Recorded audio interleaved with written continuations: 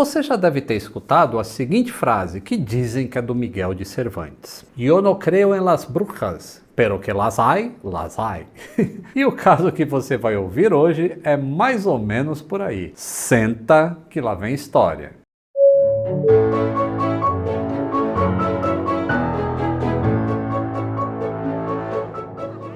Saudações aeronáuticas, tudo bem com vocês? Tudo bem. E aí, vocês já viram as capinhas de celular na loja do aviõesemusicas.com.br? São capinhas com motivos exclusivos de aviação para qualquer modelo de celular. É só entrar na loja e fazer a sua encomenda. Tem o link da loja aí na descrição, tá? Mas é loja do aviõesemusicas.com.br, muito fácil. Você já ouviu falar de navio fantasma, né? E de casa mal assombrada também. Pois é, isso vai ser mais ou menos uma mistura dos dois casos. Era uma vez uma das companhias mais prestigiadas dos Estados Unidos, a Eastern Airlines. Ela era uma das 4 grandes empresas domésticas americanas no século XX e tinha praticamente o monopólio das rotas entre a Flórida e Nova York até a década de 50, mas continuou dominando esse segmento mesmo depois disso. A empresa era baseada em Miami. A estrela da sua frota na década de 70 era o Lockheed 1011 TriStar, um belíssimo jato wide-body, ou seja, de fuselagem larga, contemporâneo do DC-10 e do Boeing 747, mas que apesar de ser considerado por muitos muito avançado, acabou não funcionando direito, muito por causa dos motores fabricados pela Rolls-Royce. O TriStar tinha uma peculiaridade, ele tinha uma galley no porão do avião, e para chegar lá tinha que se usar um pequeno elevador. Por esse elevador é que subiam e desciam tanto as refeições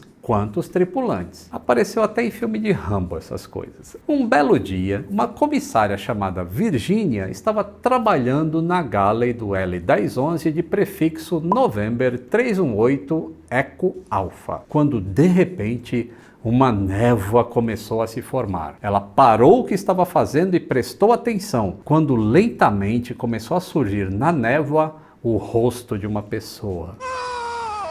Tá arrepiando? Era o engenheiro de voo Don Repo. Desesperada, ela subiu para a cabine principal e disse que não estava passando bem e guardou o segredo para ela mesma, senão iam pensar que a menina estava maluca e iam mandar ela embora, né? Um mês depois, durante o embarque de um voo de Newark para Miami, nesse mesmo avião, a chefe de cabine reparou num tripulante acomodado na primeira classe. Como ele não estava na lista de passageiros, ela foi até lá e perguntou para esse piloto que estava sentado, que continuou caladinho, com um olhar distante. Ela ficou irritada com a falta de resposta do colega e a situação desconfortável já começava a chamar a atenção dos passageiros mais próximos, que estavam vendo o cara também. Ela perdeu a paciência e foi até o cockpit e chamou o comandante do voo. Quando ele viu quem estava sentado na poltrona, não se conteve e exclamou: "Meu Deus, é o Bob Loft." Na mesma hora, a figura silenciosa desapareceu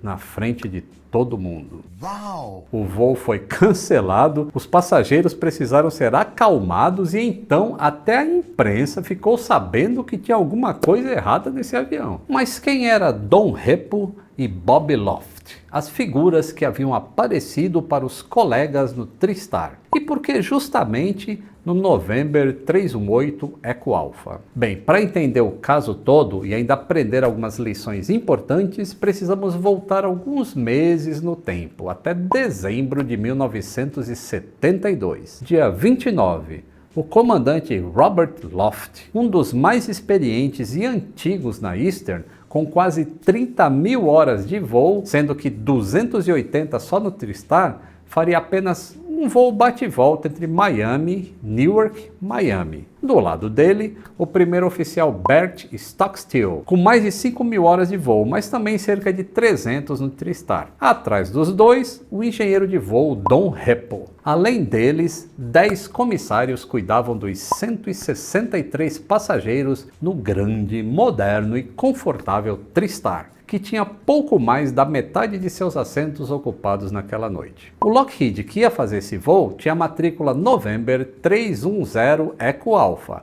era novíssimo, pouco mais de 4 meses na frota da companhia. Apesar do atraso da partida na segunda etapa, o vento de cauda ajudou e no finalzinho da noite o TriStar se aproximou para a pista 9 Lima de Kamiah, que é o aeroporto internacional de Miami. A cerca de 3.000 pés já na aproximação, o trem de pouso foi comandado para baixo. O primeiro oficial, Stockstill, que estava pilotando a aeronave, reparou que a luz de travamento do trem de pouso do nariz estava acesa. A cerca de 1.500 pés e apenas 2 minutos de tocar no solo, o comandante Loft informou ao controle que estavam iniciando uma arremetida. Eles foram então instruídos a subir para 2.000 pés no rumo 270, que é oeste, e iniciar uma curva em direção aos Everglades, enquanto tentavam resolver o problema. Para quem não conhece, os Everglades são um pântano gigantesco que cobre o lado oeste da Flórida, do tamanho mais ou menos do estado de Sergipe. Quase não tem cidades e estradas por lá. E numa noite escura e sem lua, é simplesmente impossível distinguir céu e terra. Tipo isso. Inclusive eu tenho um amigo, Anderson Rafael, que voou por ali de Cessninha quando ele estava lá nos Estados Unidos estudando aviação, e ele falou que foi um dos momentos mais tensos dele é voar 1.500 pés noturno em cima do Everglades. Por acaso, sentado no assento extra da cabine de comando, que a gente chama de jump seat, tinha um funcionário da Eastern voltando de passageiro de Nova York. Era o engenheiro Ângelo Donadeu, um dos responsáveis pela introdução do TriStar na frota da companhia, e que se prontificou a ajudar. Embora acreditassem que o problema era mais da luz de indicação do que do trem de pouso em si, afinal é mais fácil uma lâmpada dar problema, uma indicação dar problema, do que um sistema de trem de pouso inteiro. Mas eles tinham que se certificar de que o trem dianteiro estava mesmo baixado e travado. Nessa época, para se certificar disso, vários modelos de avião, eles possuíam uma escotilha que dava acesso ao porão de aviônicos, bem abaixo da cabine de comando. Aliás, tem vários aviões hoje em dia que têm esse acesso também. Só que lá tinha um pequeno visor com espelhos por onde se observava uma indicação visual de que o trem estava travado e na posição desejada, através de uma marcação no trem de pouso. Enquanto os pilotos, o Loft e o Stockstill, conferiam a lâmpada aparentemente queimada do painel, o Donadeu e o Repo desceram para o mal iluminado porão. Depois de alguma dificuldade com a falta de espaço e com dificuldade para enxergar, os dois confirmaram que o trem estava baixado. Mas quando o primeiro oficial olhou novamente para o painel dele, alguma coisa não fazia sentido. Eles estavam um pouco inclinados para a esquerda, mais rápido do que deveria e aparentemente muito baixos. Em segundos, o jato entrou voando a quase 400 km por hora no pântano escuro e se desintegrou imediatamente. Dos 176 ocupantes da aeronave, só 75 sobreviveram, e alguns com ferimentos graves. E os pilotos e o engenheiro de voo estavam entre as vítimas fatais. Dos 4 que estavam na cabine, só o Donadeu sobreviveu. A investigação indicou que o comandante, ao se movimentar em seu assento para tentar falar com os 2 colegas que estavam no porão, deve ter esbarrado na coluna de controle, ativando sem querer e sem perceber um modo no piloto automático chamado Control Wheel Steering. Nesse modo, o avião se comporta como uma aeronave com fly-by-wire em modo manual. Olha que interessante, Control Wheel Steering, fly-by-wire. Você sabe traduzir essas coisas? Então, vocês sabem que a gente tem um grande apoiador aqui no canal, que é o Cambly. O Cambly ajuda você a treinar o inglês, treinar conversação. É um aplicativo multiplataforma, funciona em Android, iOS, Mac, PC, qualquer coisa que apareça uma tela e tem coisa escrito, o Cambly funciona. E você consegue planejar esses minutos que você não tem na sua vida para estudar. Você fala com tutores nativos da língua inglesa e eles te corrigem na pronunciação. Eu ainda continuo estudando com o Cambly porque eu preciso corrigir muita coisa. Apesar de eu me comunicar bem em inglês, a pronúncia minha ainda não é lá essas coisas. Então aproveita que o Cambly é parceiro aqui do canal, usa esse código ou o link que está na descrição e você vai ter várias vantagens só por ser assinante do canal Aviões e Músicas. Legal, né? Mas vamos lá. Control Wheel Steering. Nesse modo, o avião se comporta como se fosse uma aeronave fly-by-wire em modo manual. Na atitude que você colocar, ela fica. Então, o avião começou a fazer uma curva descendente suave que nem o comandante, nem o primeiro oficial perceberam. O alarme de altitude até tocou, como era previsto, mas os investigadores acreditam que os dois, distraídos pelo evento com a luz do trem que não estava funcionando, não tenham reparado. Como era uma noite muito escura, sem referências visuais externas, os pilotos ficaram totalmente dependentes das indicações de seus painéis. E nem o piloto que estava voando, que estava sentado na direita, e nem o piloto que estava na esquerda perceberam as indicações. Os painéis dos aviões mais modernos hoje em dia têm mais recursos que avisam a tripulação desse tipo de mudança no modo de voo. Mas principalmente, esse acidente nos ensinou a importância do gerenciamento dos recursos de cabine. Um dos grandes focos das aulas de CRM, que é Crew Resource Management,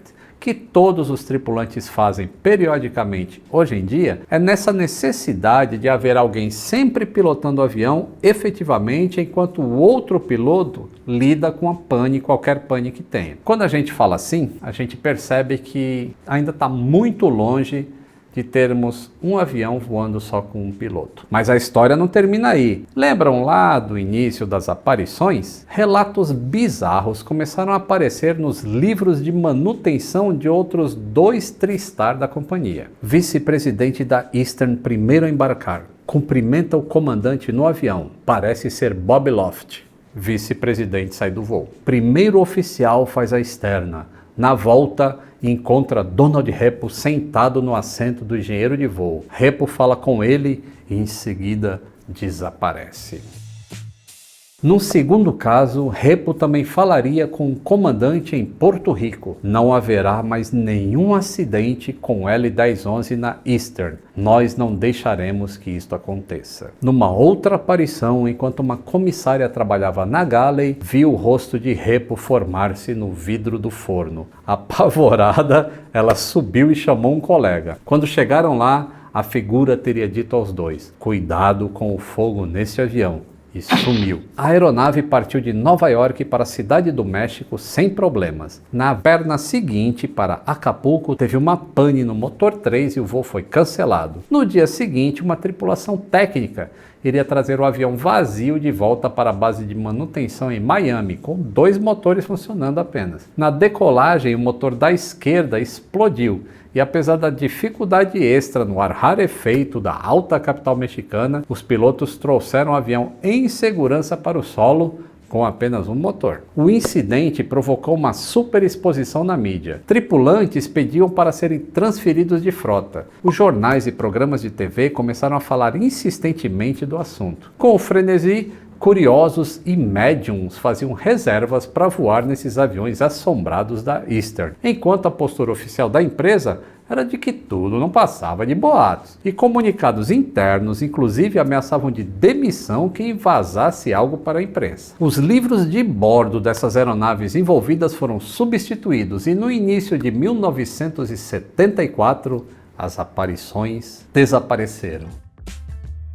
Uma investigação dos documentos dessa época sugere que essas aeronaves tinham algo em comum. Depois que os destroços do TriStar acidentado foram recolhidos do Everglades, algumas peças que haviam resistido ao acidente teriam sido lavadas, recondicionadas, testadas e aprovadas pela manutenção da companhia, economizando uma quantia razoável de dinheiro para a empresa. Essas peças estariam sendo usadas nas aeronaves onde a maioria das aparições aconteceram. Quando perceberam essa correlação, a Eastern teria ordenado à diretoria de manutenção que retirasse as peças reaproveitadas dos aviões da frota e teria sido isso que teria dado fim às aparições. É mole? Tem muitos outros fatos intrigantes sobre esse ocorrido. E o jornalista John Fuller escreveu um livro que ficou famoso, chamado O Fantasma do Voo 401. Foi publicado em 1976. Embora muitos considerem a obra infame, e o então presidente da Eastern, o ex-astronauta da Apollo, Frank Borman, tem até ameaçado processar o autor, algumas séries de TV e filmes também vieram a falar do acidente. E desse lado, digamos, menos ortodoxo do assunto. E para honrar o nome do canal, tem até uma música pitoresca com o mesmo título do livro, lançado em 1979, pelo músico Bob Welch.